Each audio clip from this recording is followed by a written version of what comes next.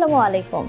দেশ বিদেশের সর্বশেষ স্পোর্টস আপডেট নিয়ে বিয়ন্ড বর্ডার স্পোর্টসের নিয়মিত আয়োজন sports bulletin powered by beyond border study abroad. আর এই আপডেট নিয়ে আপনাদের সাথে আছি আমি সুমাইয়া জাহান সামান্থা।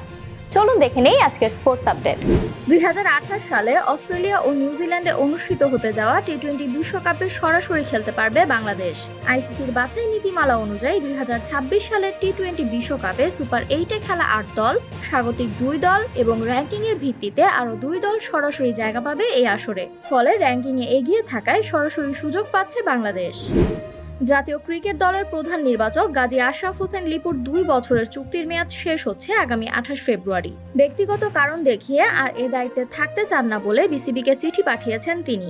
ফলে নতুন প্রধান নির্বাচক হিসেবে জাতীয় দলের সাবেক অধিনায়ক হাবিবুল বাশার সুমনের নাম বিবেচনা করছে বিসিবি।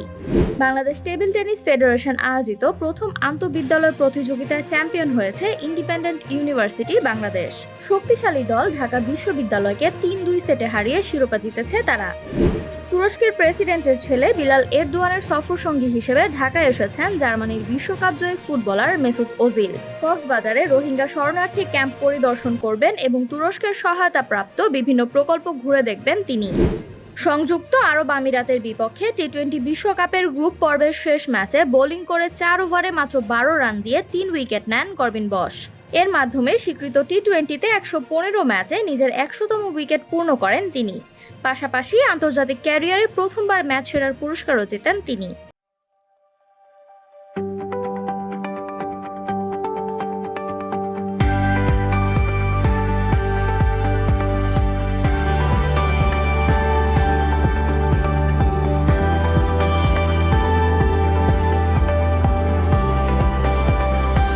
প্রায় 2 মাস স্পেনে কাটিয়ে ঢাকায় ফিরেছেন বাংলাদেশ জাতীয় ফুটবল দলের হেড কোচ হাভিয়ের কাবরেরা।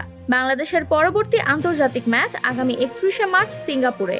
তবে এর আগে ভিয়েতনামের বিপক্ষে খেলার পরিকল্পনা থাকলেও তা এখনও আনুষ্ঠানিকভাবে জানায়নি বাংলাদেশ ফুটবল ফেডারেশন। চলমান টি-20 বিশ্বকাপে নামিবিয়াকে 102 রানের বড় ব্যবধানে হারিয়ে সুপার 8 নিশ্চিত করেছে পাকিস্তান। আগে ব্যাট করে 199 রান তোলে পাকিস্তান। এ লক্ষ্য তাড়া করে সবকটি উইকেট হারিয়ে 97 রানে থেমে যায় নামিবিয়া, যেখানে 58 বলে 11-4 ও 4 ছক্কায় 100 রানে অপরাজিত থাকেন ওপেনার সাহেবজাদা ফারহান। চ্যাম্পিয়ন্স লিগে ইন্টার মিলানকে 3-1 গোলে হারিয়েছে নরওয়ের ক্লাব গ্লিম্ট। প্রথমে পিছিয়ে পড়লেও দ্বিতীয়ার্ধে 3 মিনিটের ব্যবধানে 2 গোল করে ম্যাচ ঘুরিয়ে দেয় তারা। এছাড়া এর আগে একই আসরে ম্যানচেস্টার সিটিকেও হারিয়েছিল গ্লিম্ট। পায়ের পেশিতে টান লাগার কারণে টি-20 বিশ্বকাপের বাকি অংশ থেকে ছিটকে গেছেন মাথিসা পাথিরানা। অস্ট্রেলিয়া ম্যাচে চোট পেয়ে ওভার অসমাপ্ত রেখেই মাঠ ছাড়েন তিনি। পরে স্ক্যানে ইনজুরি নিশ্চিত হয়। এছাড়া তার ছিটকে যাওয়ার বিষয়টি নিশ্চিত করেছেন শ্রীলঙ্কার ব্যাটিং পরামর্শক বিক্রম রাথোর। ইংলিশ প্রিমিয়ার লিগে উলভসের সঙ্গে 2-2 গোলে ড্র করেছে আর্সেনালের হয়ে গোল করেন সাকা ও পিয়েরো ইনকাপিয়ে। পরে উলভসের বুয়েনো ও কালাফিওরের গোলে ম্যাচ সমতায় ফেরায় দলটি।